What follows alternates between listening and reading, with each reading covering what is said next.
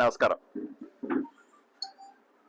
Bharatiya Janata party, Telugu Desam, Janasena కూటమిలో భాగంగా Adoni Bharatiya Janata party కమలం గుర్తుకి కేటాయించడం జరిగింది.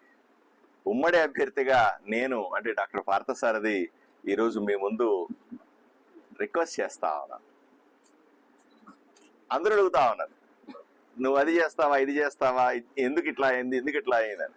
అయ్యా, మొట్టమొదటి సమాధానం చెప్తాను చూడండి. నేను ఆంధ్రప్రదేశ్లో ఉన్నటువంటి అన్ని మున్సిపాలిటీల్లో మొట్టమొదటి మున్సిపాలిటీగా వచ్చిన ఏదైనా ఉందంటే అది ఆదోని మున్సిపాలిటీ. ఈ రోజు అంటే ఎప్పుడు మున్సిపాలిటీ అయ్యి ఆదోని ఎన్ని సంవత్సరాలు అయి ఉంటుంది? దశాబ్దాల కాలం తర్వాత. మనకు ఉమ్మడి ఆంధ్రప్రదేశ్ 144 మున్సిపాలిటీలు ఉన్నాయి. ఈరోజు కొన్ని కార్పొరేషన్లకు కూడా మారిపోయినాయి. ఇన్నింటిలో అత్యంత వెనుకబడిన మున్సిపాలిటీ ఏదైనా ఉంది అంటే ఆదోని మున్సిపాలిటీ. ఇక్కడ ప్రజలు పడుతున్నంత ఇబ్బందులు ఎక్కడా పడతలేరు. కనీసం ఎండాకాలం చూడండి, తాగడానికి తాగునీరు కూడా లేకుండా, కనీసపు రోడ్లు లేకుండా, 10 ఏళ్ల ముందు 20 ఏళ్ల ముందు ఆదోని ఎట్లా ఉందో ఈ రోజు కూడా అలాగే ఉంది తప్ప కింద కూడా అభివృద్ధి చెందలేదు. పోనీ ప్రజలకు ఏమైనా మంచి జరిగిందా? ఏమీ జరగలేదు.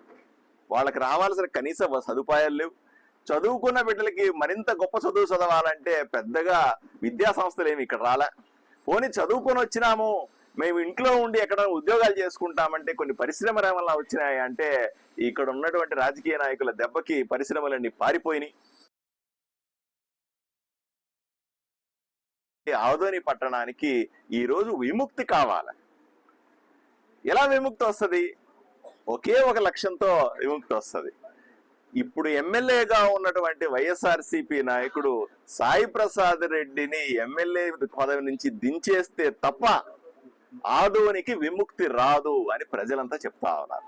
మీరంతా అనుకోవచ్చు, ఏమయ్యా సాయి ప్రసాద్ రెడ్డి గారి మీద కక్ష కట్టామను, ఏమన్నా నీకు ఆయనకి వ్యక్తిగతమైన గొడవలు ఉన్నాయంటే, అబ్బాయి అసలు నాకు ఆయనకు పరిచయమే లేదు, నేను ఎప్పుడు ఆయన కలవలేదు, చూడలేదు, నాకు వ్యక్తిగతంగా ఆయన మీద ద్వేషం లేదు, కోపం లేదు. కానీ 2,50,000 మంది ప్రజలందరూ కూడా కోరుకుంటున్నది ఒకటే ఒకటి, అయ్యా 10 సంవత్సరాలుగా ఉన్న ఎమ్మెల్యే మాకు అన్యాయం చేశాడు.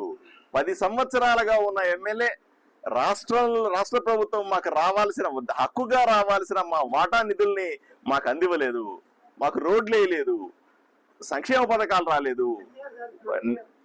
అంతేకాదు, కనీసం మంచినీళ్ళు రావాలంటే కుళాయిలు లేవు. కేంద్ర ప్రభుత్వం మంచినీళ్ళు కుళాయిలు ఇస్తామంటే కూడా ఈయన ఇవ్వనివ్వలేదు. మతాలు ఇప్పుడు చాలా చెప్తారు. ఇంకొక రెండో విషయం చూడండి, ఆయన చెప్తాడు, ఏమండి నేను ఎమ్మెల్యేగా ప్రకటించిన వెంటనే ఆయన చెప్పిన ఇంకో మాట ఏమిటంటే అంటే, అబ్బా నేను బ్రహ్మాండ మెజారిటీతో గెలుస్తాను. ఎందుకు గెలుస్తానంటే బీజేపీ వాళ్ళకి ఇక్కడ ఎమ్మెల్యే టికెట్ ఇచ్చినారు కాబట్టి నేను గెలుస్తానా అన్నాడు. ఆయన ఉద్దేశం ఏంది? ఇక్కడ అత్యధికంగా ఉన్నటువంటి ముస్లింస్ భారతీయ జనతా పార్టీ అభ్యర్థి అయిన పార్థసారథికి ఓటేయరు, బై డిఫాల్ట్ నాకే ఓటేస్తారు, నీ ఇంట్లో హాయిగా తడిగుడ్డు వేసుకొని పడుకున్నా మళ్ళీ ఎమ్మెల్యే అవుతాను అనే భావనతో ఆయన ఉన్నట్టుగా ఉంది, కళ్ళగంటున్నట్టుగా ఉంది. అయ్యా, ఈ మంచినీళ్లు రానిటువంటి ప్రజల్లో ముస్లింస్ ఉన్నారా లేదా అని అడుగుతా ఉన్నా. ఆయన చేసిన దౌర్జన్యాలు కేవలం హిందువుల మీద చేశాడా, ముస్లింస్ మీద కూడా చేయలేదా అని అడుగుతా ఉన్నాను. ఆయన చేసినటువంటి ఎన్నో అకృత్యాలన్నీ కూడా అందరి ప్రజలకు చెందినవి కావా అని అడుగుతా ఉన్నాను. నన్ను చూడండి, భారతీయ జనతా పార్టీ ఏ రోజు కూడా ముస్లిం వ్యతిరేకమైన పార్టీ కానే కాదు.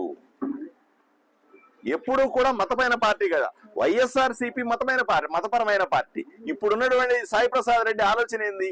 ఎంతసేపు అయినా సరే హిందూ ముస్లిం మధ్య గొడవలు సృష్టించి, వాళ్ళ మధ్య విభేదాలు సృష్టించి తన పబ్బం గడుపుకొని ఎప్పటికీ ఎమ్మెల్యేగా ఉండిపోవచ్చు అనేది ఆ రకమైనటువంటి మతపరమైన ఆలోచనలు చేస్తా ఉన్న వ్యక్తి సాయి ప్రసాద్ రెడ్డి గారు. భారతీయ జనతా పార్టీ ఎప్పుడూ కూడా ఇతను హిందువో, ఇతను ముస్లిమో, ఇతను క్రిస్టియనో అని ఏ రోజు చూడలేదు. అయ్యా, ఇంటింటికి నరేంద్ర మోదీ గారు ప్రతి నెల మనిషికి ప్రతి తలకి 5 కిలోల బియ్యాన్ని ఇస్తా ఉన్నాడు. ఏమంటే హిందువులు సపరేట్ గాను, ముస్లిం సపరేట్ గాను, క్రిస్టియన్ సపరేట్ గా చూస్ చేస్తా ఉన్నాడా? రెండవది చూడండి, ప్రతి పేదవాడికి ఇల్లు ఇచ్చే సందర్భంలో వీడు హిందువు, వీడు ముస్లిం అని చూస్ చేశామా? అందరికీ చేశాం. మేము మహిళలకు చేసాం. మహిళా సంఘాలకు సంబంధించిన డబ్బులు మాఫీ చేస్తా ఉన్నాం.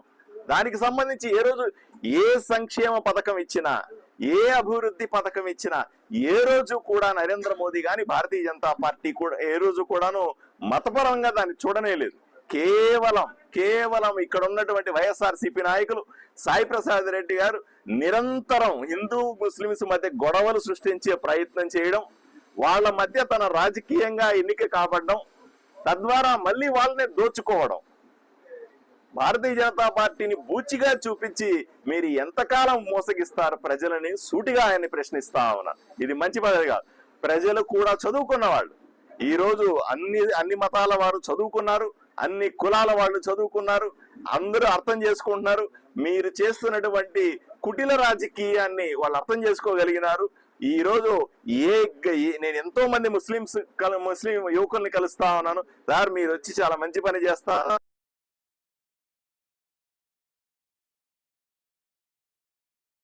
అఖండ మెజారిటీతో గెలవబోతున్నారన్న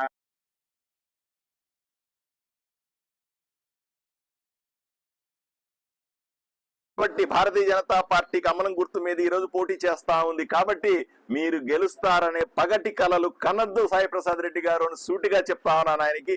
అయ్యా మీ కాలం చెల్లింది. గత 10 సంవత్సరాల్లో మీరు చేసినటువంటి మద్యం వ్యాపారాల గురించి మాట్లాడండి, సవాల్ చేస్తా ఉన్నారు.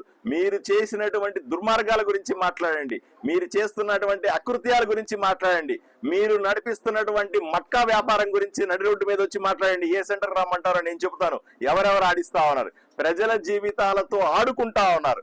ప్రజలను అణిచేసి కేసులు పెడతామనో, సంక్షేమ పథకాలు తీసేస్తామనో, ఇంకోటనో ప్రజలను మభ్య పెడతా ఉన్నారు, అణిచేసే ప్రయత్నం చేస్తా ఉన్నారు. అయ్యా పిల్లి కూడా రూమ్ లో వేసి కొడితే తిరగబడుతుంది.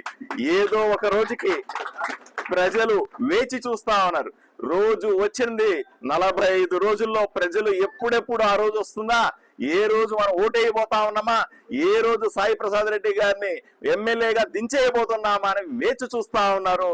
ఏమి అనుమానమే లేదు, మేము గెలవబోతా ఉన్నాం. కూటమి గెలవబోతా ఉంది.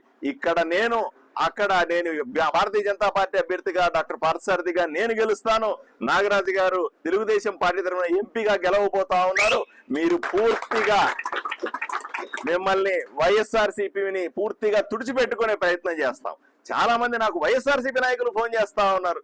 అయ్యా నాకు ఎవరి మీద కోపం లేదు, నా లక్ష్యం ఒకటే, ఆదోని ప్రజల లక్ష్యమే నా లక్ష్యం.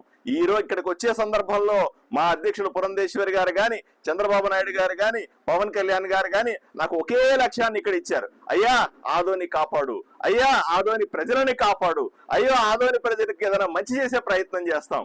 ఇవన్నీ జరగాలంటే ఒక్క వ్యక్తిని ఓడగొట్టాలి. నువ్వు సాయి ప్రసాద్ రెడ్డి గారిని ఓడగొట్టి తీసుకొని వచ్చి మాకు బహుమతిగా ఇవ్వమని నాయకులంతా నాకు చెప్పారు.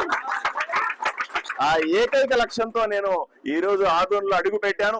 100% ఈ రోజు ఆ ఆదోని ప్రజల ఆకాంక్ష ఏదైతే ఉందో, సాయి ప్రసాద్ రెడ్డి గారిని ఓడించాలమైన కోరిక ఉందో, ప్రజల కోరికను తీర్తాననే విషయాన్ని నేను ఈ రోజు ప్రతిజ్ఞ చేస్తా ఉన్నాను.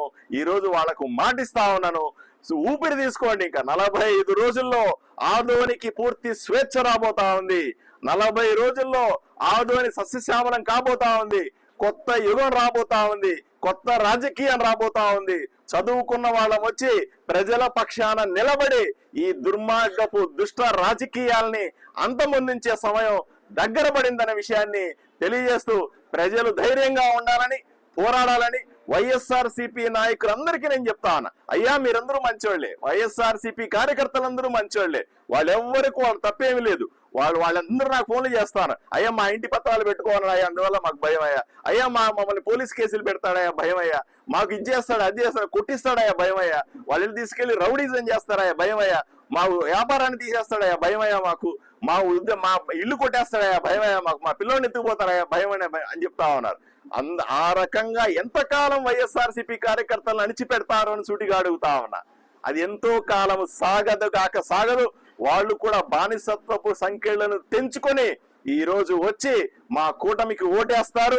మీరు చూడండి, 1,00,000 మెజారిటీతో మేం గెలవబోతా ఉన్నామని సవాలు విసురుతా ఉన్నాను. కావాలంటే మరిన్ని చర్చలు పెడదాం, నేను ఎప్పుడు సిద్ధంగా ఉన్నాను.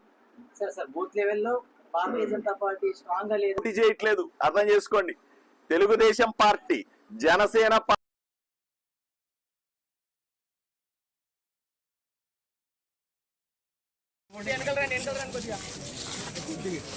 టీడీపీ జనసేన బీజేపీ ఐక్యత, టీడీపీ జనసేన బీజేపీ ఐక్యత.